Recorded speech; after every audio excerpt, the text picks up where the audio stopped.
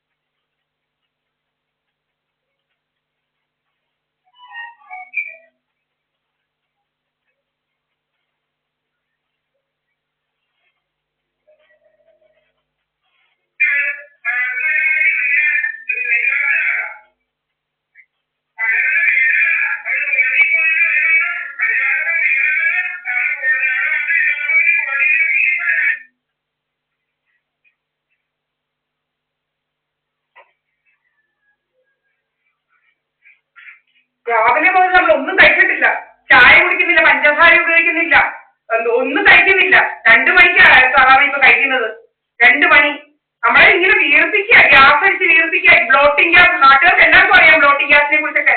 ഇന്നലെ തിരക്കി നോക്കുക. എന്താ പറയുക, നമുക്ക് ജീവിക്കാൻ പറ്റാത്ത സ്ഥിതിയാ. കുറെ ആളുകൾ ഇൻഷുറൻസ് ലൂട്ടേഴ്സ് ഇതിനെ കുറിച്ചൊക്കെ ഇരുന്നുണ്ട്. ഞാനിന്ന് അടിച്ചു എന്താ പറയുന്നത്, കള്ളു കുടിച്ച് 3 അമ്മമാരുണ്ടായിരുന്നു അവിടെ ഈ സുബ്രഹ്മണ്യൻ പറയുന്നതിന്റെ വീട്ടില്. 3 എണ്ണം നാലുകാലയിലാ പോകുന്നത്. നാലുകാലയില് അത് നാലുകാലയിലാ നടക്കുന്നത്. സുബ്രഹ്മണ്യൻ എന്ന് പറയുന്നവൻ അതിനൊന്നും ഇല്ലാത്ത കരള് രോഗമാണ്. നമുക്ക് കുറെ അവന്മാരും അവിടെ എവിടെയും കയറി ഇരുന്നുകൊണ്ട് കഥകൾ ഉണ്ടാക്കുക നമ്മളെ കുറിച്ച്. ഇൻഷുറൻസ് മോഷണ ജോലി, ജോബ് ലോസ്, അങ്ങനെ പല പല ഇത്. ആ പയ്യൻ വന്നാൽ ചോദിക്കും നിന്റെ മോനം തീയറന്ന്. ഇങ്ങനെ പല പല വേലകളെ അവന്മാർക്ക് പല പല വേലകളുമായിട്ട് നടക്കുക. ഇങ്ങനെ ആൾമാറാട്ടം നടത്തി എന്തുവായത്, കുറെ ആൾമാറാട്ടത്തിന് ഒരു കസ്റ്റഡിയാണ് ദിവസം ഇനി വരിക. പിന്നെ ഇങ്ങനെ ചുറ്റിലും ഇങ്ങനെ ആളുകൾ ഇങ്ങനെ ഇരിക്കുക. ഒരു മണ്ണിര കൊണ്ട് അവിടെ ഉണ്ട് ഇങ്ങനെ കുറെ എണ്ണം കയറി ഇരിപ്പ. അവരിപ്പ ആമി എന്തോ ഇതിനൊക്കെ നമ്മളോടൊന്നും പോന്നോ? നമ്മളോടൊന്നും പോകാറില്ല. ഞാൻ എപ്പോഴും എവിടെയെങ്കിലും പോകുന്നുണ്ട് നമ്മൾ റെക്കോർഡ് ചെയ്ത് നമ്മൾ ഇടുന്നുണ്ട്. നമ്മൾ എങ്ങും തെക്കും വടക്കും പോകുന്നു നോക്കുന്നില്ല. പോവാ നമ്മൾ എവിടെ പോകുന്നു അവിടെ പോയിട്ട് തിരിച്ചു പോരുന്നത്. നമ്മുടെ പുറകിൽ ഇങ്ങനെ കുറെ ഗൂണ്ടകൾ ഇങ്ങനെ നടക്കുക. എങ്ങനെയും നമ്മളെ അപകടപ്പെടുത്തണം, അല്ലെങ്കിൽ ഇങ്ങനെ പല പല കഥകൾ ഉണ്ടാക്കുക. നമ്മള് നിങ്ങൾ നാട്ടുകാരൊക്കെ പറഞ്ഞു ഈ മേശയുടെ ഭാഗം ഒരു പെണ്ണുങ്ങളും കയറുന്നില്ലെന്ന്. തോന്നിയാസം തന്നെ പറഞ്ഞുണ്ടാക്കുക നമ്മളെ കുറിച്ച്. കരള് രോഗം പോലും, കള്ളു കുടിക്കുന്ന കരള് രോഗം എന്നുവെച്ചാൽ വലിയ എമൗണ്ട് ആണല്ലോ, ഹ്യൂജ് എമൗണ്ട്. ഡോണറിന്റെ ഡോണർ, പിന്നെ റെസിപ്പിയന്റ്, പിന്നെ ഈ റിജക്ട് ചെയ്യാതിരിക്കാനുള്ള എന്തോ മെഡിക്കേഷന്, പിന്നെ സർജറി, ഡോക്ടേഴ്സ് ഫീ, സ്റ്റേ, ഹോസ്പിറ്റൽ എക്സ്പെൻസസ്, മെഡിക്കേഷന്, ഇതെല്ലാം കൂടെ നിങ്ങളൊന്ന് ആലോചിച്ച് നോക്കി. എന്ന് വെച്ചാൽ വലിയ കോടിയുടെ ബിസിനസ് കുറെ ആൾമാരുണ്ട്. പ്രീരാഷ്ട്രികം എന്ന് പറഞ്ഞ മുതുകള്ളിയുണ്ട്. അവള് പണ്ട് ഇതുപോലെ മുരടി ഇതുപോലെ ഇറങ്ങെല്ലാം കൊടുത്താലേ ഛർദിപ്പിച്ച എയിംസിലും അങ്ങാണ്ട് ഇട്ട്. അപ്പോൾ അപ്പോളോയിൽ അങ്ങാണ്ട് ഇട്ടേക്ക് അവള് ഇങ്ങോട്ട് മുറിക്ക് കള്ളിരോഗം കള്ളി. ഒരു കള്ളിരോഗം ഇല്ലായിരുന്നു അവരെ ടെസ്റ്റ് കഴിഞ്ഞപ്പം. ഇങ്ങനെ പിന്നെ മുരളിക്ക് ഷുഗർ മുരളി വിട്ടിരുന്ന് കഴിക്കുകയാണ് പാവയ്ക്ക്. അവരെ വളർത്തി പക്ഷെ മുരളിക്ക് ഷുഗർ ഉണ്ടാവും. മുരളി ഒന്നുമില്ല ചേച്ചി, ഒന്നുമില്ല. ബോർഡർ ലൈൻ ആക്കി വെച്ചിരിക്കുക. ഇങ്ങനെ ഇതുപോലെല്ലാം കൊടുത്ത് രാജമേനോട് നമ്മുടെ പഞ്ചസാരക്കൊക്കെ തന്നെ കണക്ക് വരുന്നിട്ട് അവള് വന്നിട്ട് എങ്ങനെയാന്ന് വെച്ചാൽ അവള് നമ്മൾ ചായ കുടിക്കുമ്പോൾ ഞാനിച്ചിരി കുടിച്ച് നോക്കട്ടെ എന്ന് പറഞ്ഞിങ്ങനെ കൊടുത്ത് നല്ല മധുരം എന്ന് വെച്ചാൽ മധുരത്തിനകത്തെല്ലാം കലക്കി വെച്ചിരിക്കുക. ഭയങ്കര ആക്ടിങ് ഇവിടെ ഏതെങ്കിലും ഒരു നല്ല പെമ്പിള്ളാരെ കണ്ടാ ദൈവമേ അവരെ വകവരുത്താനായിട്ട് അന്നേരം മോളെ വിളിച്ചൊക്കെ ചോദിച്ചു പോണം. അവരെ അവിടെ ചെന്ന് അവരോടൊക്കെ ഇത് ജോലിയുള്ള പെമ്പിള്ളാരെ എല്ലാം വകവരുത്തി കാശ് വാങ്ങിക്കുന്ന ജോലിയൊക്കെ ഉള്ളത് ഈ രാജമ്മ എന്ന് പറയുന്ന കള്ളി. അവൾക്ക് വയ്യാന്ന് പറയുന്ന അവള് തൃശ്ശൂരിന്ന് അവള് എന്തുവാ കാരക്കാട് വരെ നിങ്ങളെല്ലാം ഇവിടെ വരെ വന്ന് അവളുടെ ഫുള്ള് അവളെ കുറിച്ച് പറയുന്ന ഫുള്ള് നമ്മൾ പോസ്റ്റ് ചെയ്തിട്ടുണ്ട്, റെക്കോർഡ് ചെയ്ത് പോസ്റ്റ് ചെയ്തിട്ടുണ്ട്. അവളിങ്ങനെ നടക്കുക ദേശമല്ല രാജമ്മ എന്ന് പറയുന്ന കള്ളികള്.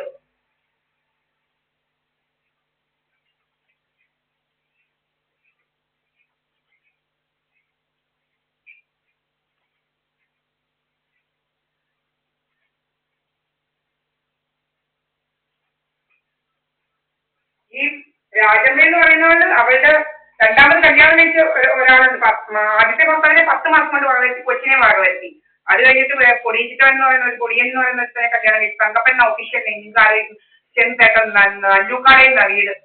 അവിടെ എന്നിട്ട് ഈ പൊടിയിച്ചവരെ കൂടെ എന്നോട് വരെ പറഞ്ഞ ഞാനെന്ന് വരെ LLBക്ക് പഠിക്കുന്നതേ ഉള്ളൂ. LLBക്ക് പഠിക്കുന്ന എന്നോട് വരെ ഞാനൊരു അവരുടെ ഭർത്താവിനെ കുറിച്ച് പറഞ്ഞ എന്താ ഭർത്താവിന്റെ മുന്നിൽ പറയാതിരിക്കാൻ പറ്റില്ല.